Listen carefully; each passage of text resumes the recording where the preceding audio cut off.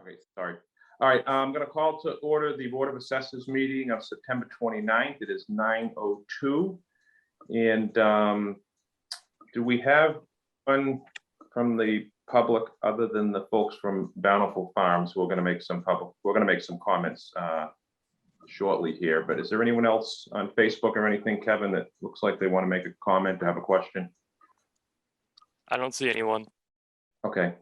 Next agenda item is we have minutes from the 26th meeting, our 26th meeting to review. I know that Linda has prepared those and they're at the office.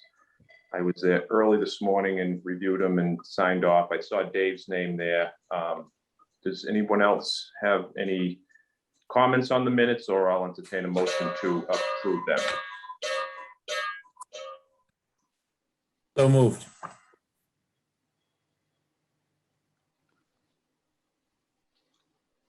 Sorry, John, do you want to second that? Second. Any discussion? All in favor, roll call vote. Dave? Aye. John? Aye. And I'm, well, motion passes unanimously. Harald, would you like to update us on, there are motor vehicle commitments and warrants. Any comments on those, or they're at the office, we need to review them and sign off? Just yeah, it's pretty much the standard fare. Those documents are in the box waiting for your signatures. Okay. There is a, we do have to have a discussion. Something's come up in regards to reverse mortgages and how it relates to statutory exemptions. But in the interest of, well, we have representatives from Bountiful Farms on the call today. Underneath, honestly, I'm not sure whether I put it under new or old business, but they, I'm going to take that out of order. And we have an abatement application from Bountiful Farms that we are reviewing and are taking under consideration. And I know that they have submitted an appraisal to us that we've reviewed, and they would like to make some comments on that, just to kind of steer everybody in the direction we're headed with this. What we'll do is we'll take your comments. If we have any questions that we may want clarity on, we will, you know, obviously the board or Harald Scheid or potentially David Golden with RRG, who act as our principal assessing function for the town of Lakeville, will ask those. We will not be actually having a discussion in public in regards to what our decision ultimately will be. That takes place in executive session, which is for the board members and the principal assessor to attend. You know, with that being said, I guess, Jeff, are you going to start off with comments, or is it Bernie? Well, I guess I'll just, Bernie would be the one who's the most appropriate one. And maybe we could ask Bernie to just summarize his findings, his report, and his assessment on the situation. I think our perspective is, you know, is we pretty transparent business partner in town.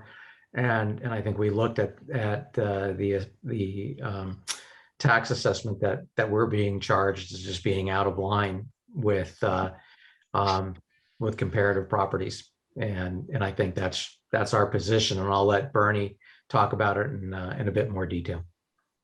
Okay, thanks, Jeff. Bernie. Morning. I can't see myself on the camera. I don't know why, but that's okay. Can you hear me okay? We can hear you fine. Yeah, we can't see you either, but as long as we can hear you. Yeah, I don't know why. Oh, there we go. There I am. There you Good are. morning. Good morning.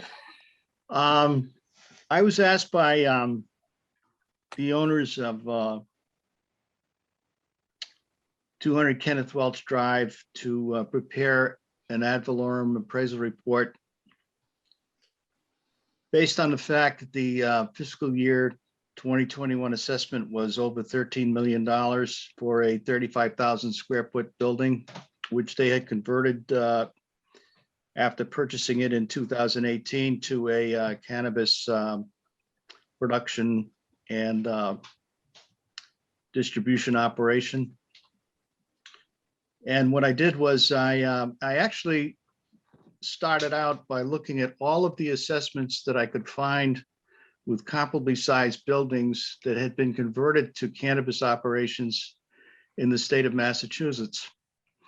And in the report, there's a list of those buildings and what their assessments are. And there basically are no buildings that even come close to this particular assessment.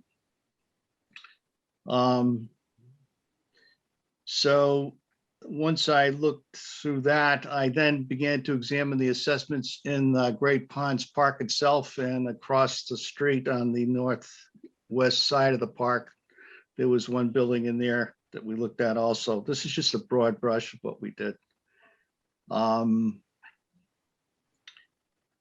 found that based on my analysis that the fair cash value on January 1st of 2020 for fiscal year 2021 should be $3,950,000, which is considerably different from what the town had applied as an assessment for the property.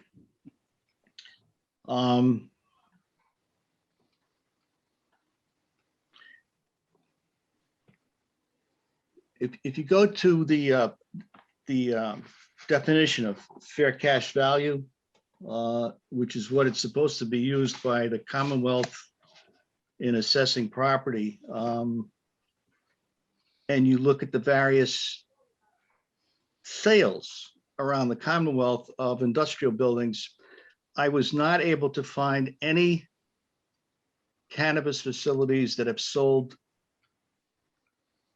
recently because the business is too new. So there have been companies that have been sold. For example, in Fall River, there was a building that was specifically built for a cannabis operation, and then they had some partnership issues and things like that. So they sold the business. The same has occurred elsewhere. And so it's difficult to say by looking at other buildings around the Commonwealth, just what this building itself in Lakeville should be assessed for. The only way to do it was to look at other buildings that had sold. And then what I did is I also examined what had happened in Great Ponds Industrial Park to each of the properties along Kenneth Welch Drive. And there's a chart in my appraisal report that covers that and how each of those buildings were assessed, what they were per square foot and all that stuff. The upshot of it is that the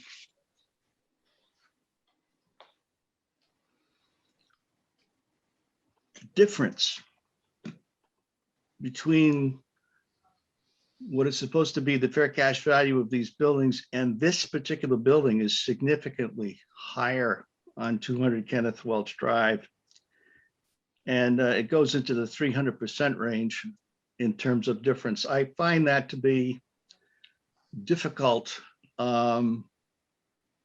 because I really haven't run into that in my experience anywhere. Even if I actually had to do, for another assignment, I had to do an assessment analysis of some properties in Suffolk County and Boston that were industrial. And I never even came close to the unit value that you had placed on this building in Lakeville, even in the density of the Boston area. So I don't know how much detail you want me to get into in terms of reviewing this, but I could. I mean, the point is that the statistical analysis that you have to do on this is complex. And it all boils down to the fact that the fair cash value is $3,950,000 after analyzing all of the data from the multiple buildings that I looked at in Lakeville, Fall River, Freetown, and other areas around the Commonwealth, where I could compare what had happened in the cannabis industry to what happened in Lakeville.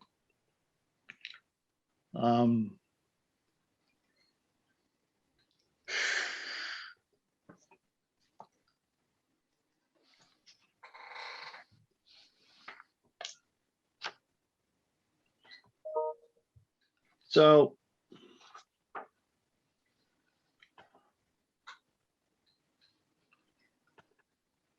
on page 9 of my report, there's a list of fiscal year 2021 assessments of the various properties operating as cultivation or other purposes related to cannabis operations in the Commonwealth.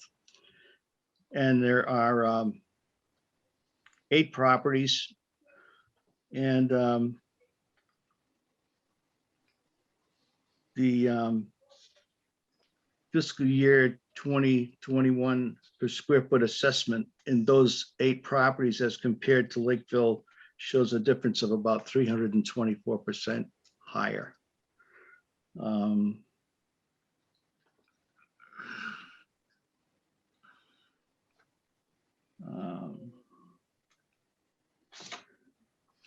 I also did an income analysis. This property is leased. KWLLC, who's the owner, has leased to Bountiful Farms Incorporated. It's a long-term lease. It's a stepped lease. Its rents change over time. It's a triple net lease where the tenant pays all of the operating expenses of the real estate. There are 2 different income analyses that I did to it. One was a net present worth of the cash flow, and the other one was a pro forma present worth based on the mortgage equity technique. And in one instance, I come up with a $2,320,000 net present value. And in the other, the pro forma, I come up with a $2,006,000 value. So what the cap rate in both of those calculations took into account was the risk of the building itself. This building, essentially, I have some of the original documents that were used to market the building as an industrial building back when it was for sale. Essentially, what these folks did is they took the building and they gutted it, and then they made it into something that it wasn't before. They created a machine, essentially, that grows cannabis, and then they convert that growth into a product which can be sold and distributed from the property. So if I was an industrialist, and I have to speak to my experience, I spent 17 years in corporate real estate.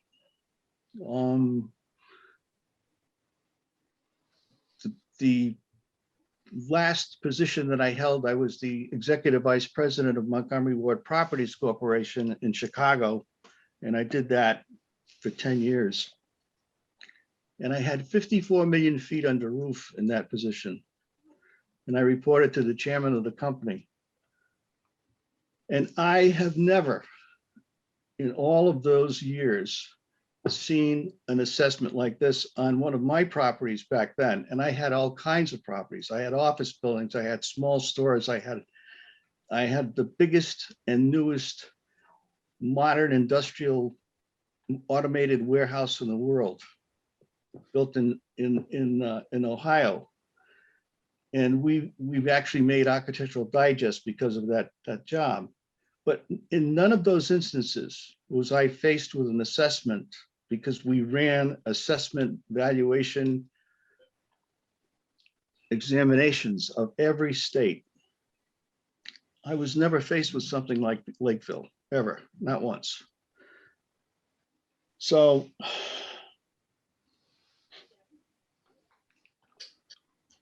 the things that support the value that I've come up to: the sales of the properties around the Commonwealth do not exist to really support a sales comparison approach. So you have to go to the assessments. The assessments around the Commonwealth do not support this supposedly fair cash value assessment in Lakeville because there's such a drastic statistical difference between those assessments and the Lakeville assessment. The income approach doesn't support the assessment in Lakeville because the income approach comes up to something that would be normal for this kind of building. Finally, if this building was marketed tomorrow morning, and I have a lot of experience in this area in southern Massachusetts in selling industrial buildings. I've sold probably $200 million worth of buildings in the last 20 years. And no one would approach that building from the standpoint of being able to reuse its current configuration. When I'm an industrialist and I look at a building, I'm thinking about how I move my product, how I produce it, package it, and distribute it from the building that I intend to occupy. In this building, they would go in and clear it out. So what really happened here is they built this cannabis facility inside that building. And the day they turned the key in the lock, the building, in my opinion, became obsolete because no one else could use it unless they had a cannabis license from the state of Massachusetts, and the capital that would be required to actually produce the cannabis in a building of this type. Other than that, there is no market for this building. And in the appraisal profession, when the cost to cure is greater than the value of the property as it sits, in essence, you have a negative value. So that's why I revised everything that I had looked at and came through with the number of $3,950,000 as a fair cash value for that date.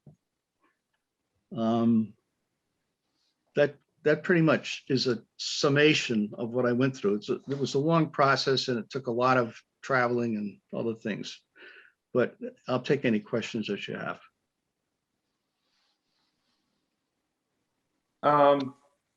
Before I see if the board, or I guess Harald has any questions, Harald, could you do me a favor just to clarify for all of us, when we're assessing commercial properties, are we literally looking and saying, what would it be if you turned around and sold it the next day? Because I think Bernie here kind of referenced if they moved out, you know, what would it get on the market? I don't believe that's how we assess. It's that simple, correct? Well, you're right, John. I think we have a fundamental disagreement about that whole question of marketability. This building, in my view, is substantially different than the warehouses that surround it. The question that Bernie alludes to is whether or not this property as a marijuana grow facility would have any market as such. And what I'm hearing is that, in essence, the only real buyer would be somebody that would strip the property of all of the improvements and sell it as a warehouse. I think that's a that's a real stretch. I have another comment for you. Go ahead. This is the page from your assessment record. At the bottom of the page is a category called extra features. And in the extra features category, you comment under the description as it's marijuana grow infrastructure.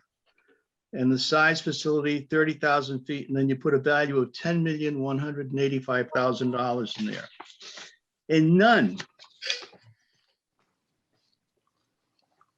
of the other assessments that I have looked at, including in Lakeville, has there ever been an extra features number that high, ever.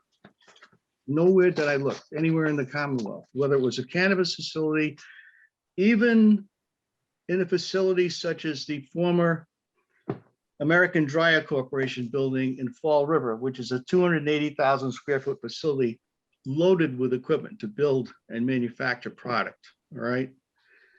Did I ever see anything like extra features at a $10 million number? Even though I know that in that building, they spent $50 million on the inside of the building. So how do you justify a $10 million extra feature number when none of the buildings in Great Ponds has anything close to that? None of the buildings on the industrial park across the street, like the Lakeville Business Park, has anything like that. And none of the buildings that have marijuana facilities anywhere else in the Commonwealth have numbers like that. So how do you justify that? Do we have any additional questions or comments or clarifications we need from Bountiful Farms? Well, what would be helpful would be to receive a detailed list of the investment that has been made into that building. We had reached out early on in the process and asked for a detailed cost estimate of all of the build out related to this property, and we're unable to receive it. It would still be helpful to have that number. That had been, detail. if I could respond, please, that Jeff. was provided to the town early on. And it went through the prior town administrator. So we have, the town is in hand, all of the investment that went into that property. And it's Okay. all primarily equipment, right? I mean, that's the point is this, it's all marijuana relate specific equipment. And the town was provided that, well, a year and a half ago. So I'll I mean, check with you the, should ask your own, I mean, the town has it. All right, Jeff, you have it, right? We have it. I can provide it to you guys, but the town's had it for a year and a half. Well, sometimes, as you well know, municipalities through changes and whatnot, some things don't end up going where they're supposed to, and all departments are guilting that, including us. So probably the easiest thing to do is if you have it, we could have that this afternoon.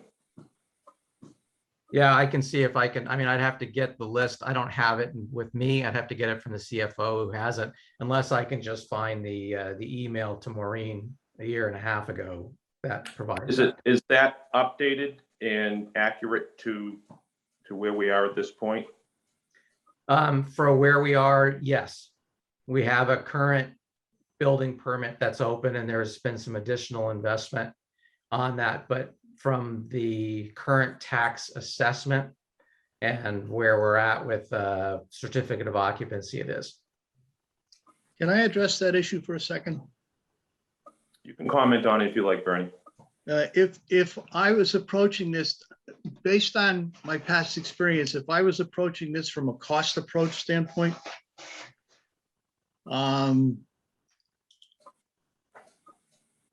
because the building is so unique and singular inside, I would probably have an engineering firm do an estimate of what it would cost to replace what was in the building.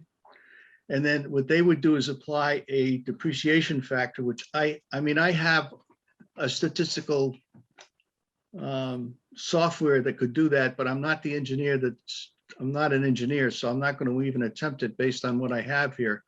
But they would be able to determine how much of that stuff, since it's been put in the building, is depreciated. And then you could have some idea of whether the numbers that Jeff Barton are giving you, what the difference might be between it. But it would be very costly to do. But it has been, I have done that in the past, but it's always been an expert who's given you the answer to that question. Okay, I appreciate the comment. Do we have any additional questions? John, Dave, Harald, David? I do have I one. just- Go ahead, I just Harald. I do have one. Bernie, you mentioned that you looked at 8 assessments of other marijuana grow facilities. I would contend there are probably better than 100 around the Commonwealth.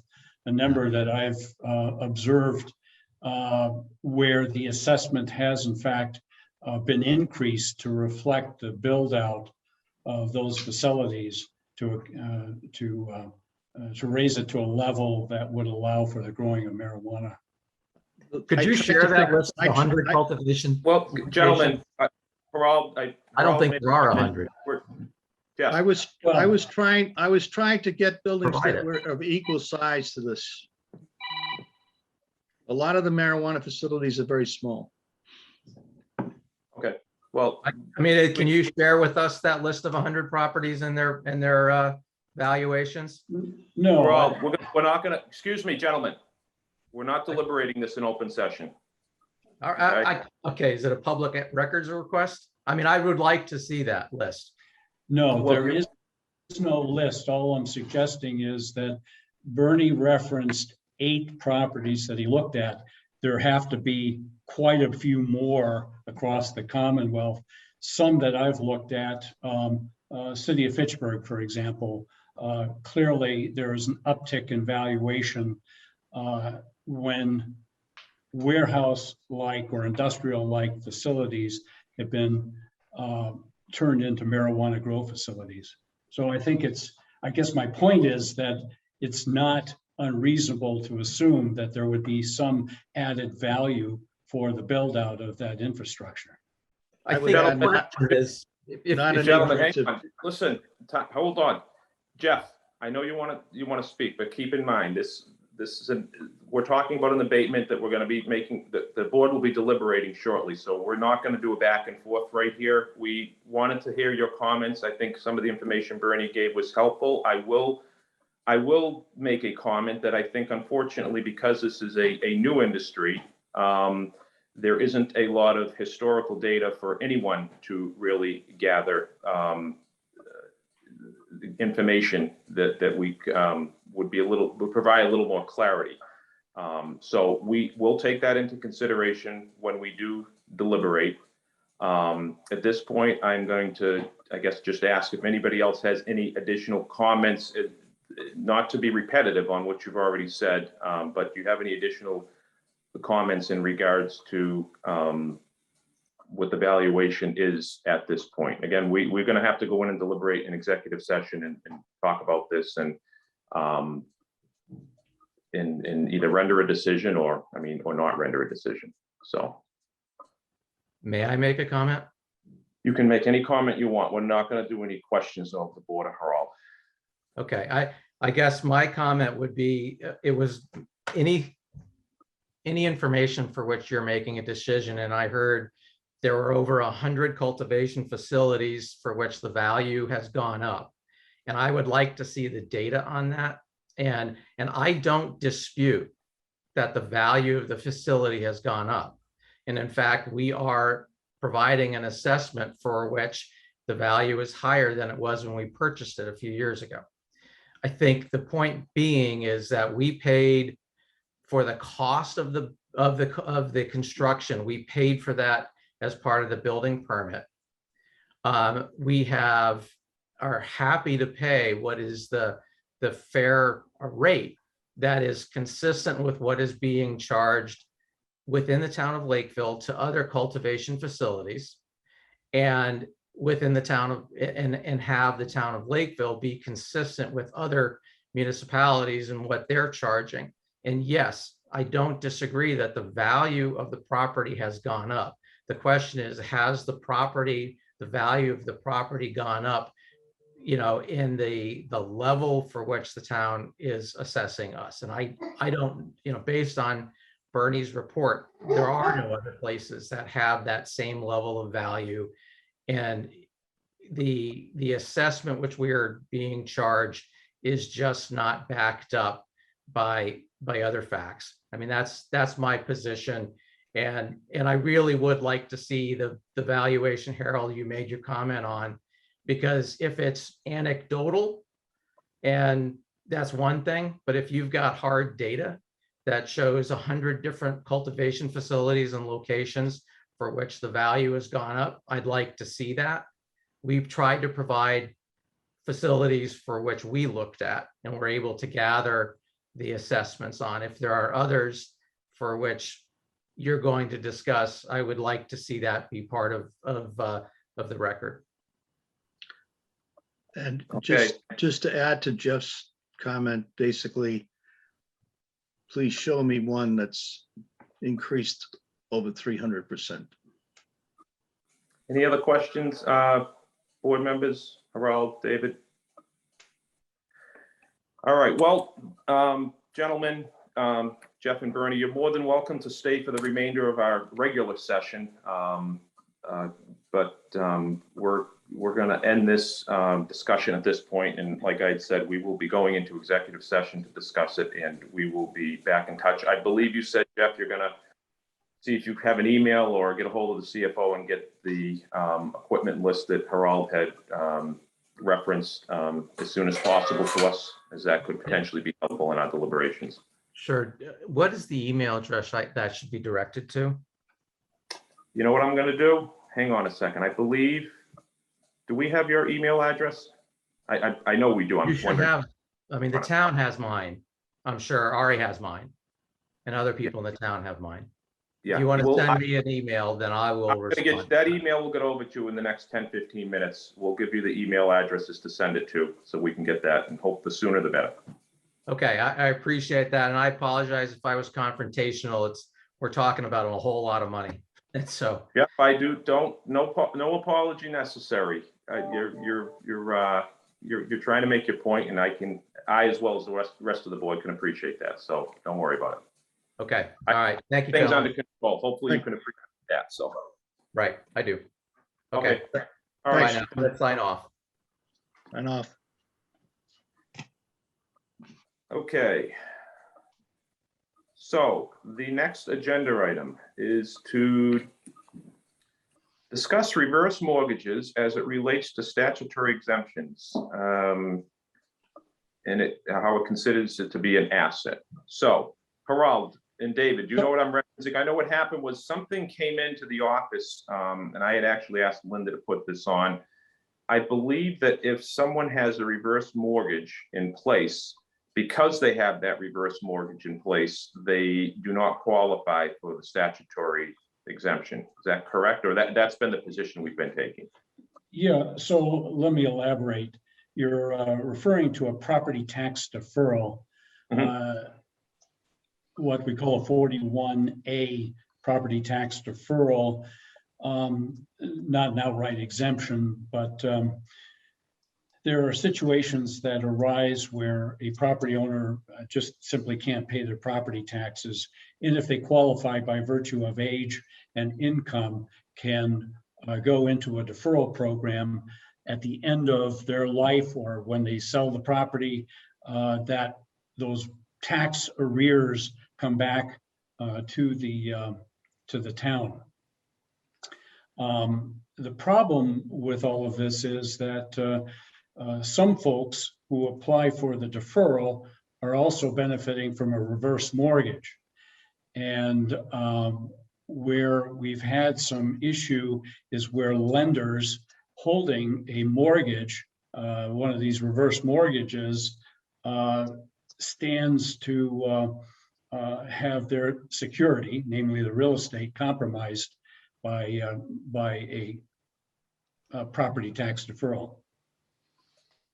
So say, for example, you have a home that's worth $250,000. After some number of years, you owe the town, say $100,000 in back taxes.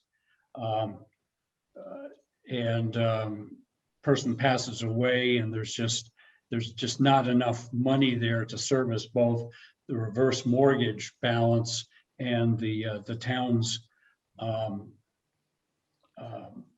deferred taxes.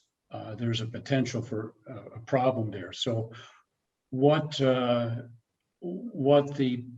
deferral program requires in that situation is that the applicant receive sign off from their lender that they can apply for that deferral. Okay. That makes sense. And part of the reason I bring some of this stuff up is just so the board has clarity in case we are ever approached or asked by a resident or a property owner, but I personally, I think that's probably a good position to take, to your point, Harold. If they run, if they keep taking money out of the reverse mortgage and they run out of it, the whole deferral process is the town's gonna have first rights to that asset when it's, when the Right. estate sells it. And if the estate runs out of money before time, we could have a problem. Does anybody have any questions or clarification? I think Harold did a good job of setting at least me straight on that one, so. Okay, so do we have, looks like that is it. Do we have any new business? We You look do like you have. look like you're thinking about maybe saying we do. Okay, yes, I do. I want to just make you aware that there is a Chapter 61A lien release, actually two releases on the same property that David and I tomorrow are going to work on. Marina, our chapter specialist, is concluding her maternity leave, would normally prepare those documents, but I've asked Dave to prepare those. He and I will collaborate. You should see those two lien releases in your box. Actually, they need to be notarized, so we've got to make sure that Lillian or somebody in the clerk's office is there to notarize.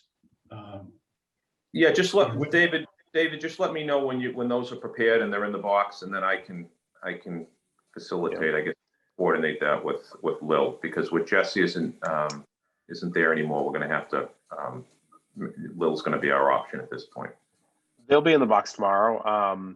Harald, I am a notary public. Am I able to notarize those for our office? Yes. I Yes, believe, you yes, are. yes, you can. I'm a Then I can notary. take care of that. I'm a notary too. I can't do it because that would be a little. Well, bit you're hard, signing it. but I believe you can do it because you're not Oh, an employee. So you know, you've opened yourself up, David, by admitting that you're going to have a whole line of people at your door. Happy to help. thanks. What properties were they, Harold? David, you happen to know? Just curious. It's 115 and 117 Crooked Lane. It's a whole complex web of properties, but those are the ones that are the focus of mine and Harald's conversation tomorrow. Okay. Any additional new business? Any old business? Okay, having said that, what I'm going to do is entertain a motion so that we can close this meeting and open an executive session meeting that we will sign off and sign back on to for the purpose of potential litigation regarding abatements and whatnot. So, and we're not going to return to the open meeting. So this vote will also adjourn the open meeting session at 9:40 a.m. So moved. Dave made the motion. John, you going to second that? Second. Okay, any discussion? All in favor? Dave? Aye. John Pink? Aye. I am in favor as well. Okay, guys, signing off here, and we'll see you in